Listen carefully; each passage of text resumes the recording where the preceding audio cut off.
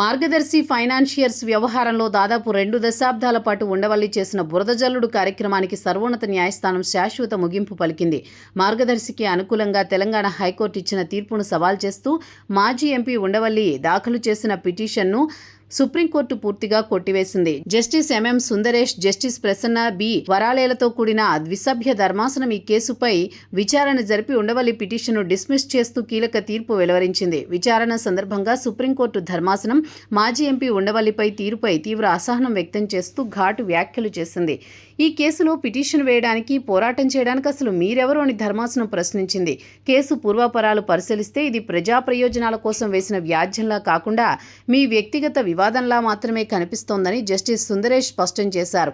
అంతేకాకుండా కేసులో మీరు వాదించే కొద్దీ మీపైనే అనుమానాలు మరింత పెరుగుతున్నాయంటూ సర్వోన్నత న్యాయస్థానం స్పష్టం చేసింది.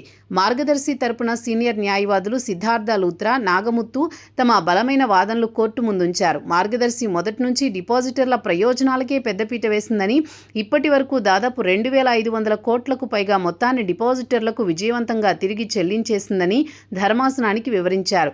ఇంకా ఎవరైనా క్లెయిమ్ చేయని స్వల్ప మిగులు మొత్తం 5.23 కోట్లను నిబంధనల ప్రకారం ఎస్క్రో ఖాతాలో భద్రపరిచినట్లు తెలిపారు.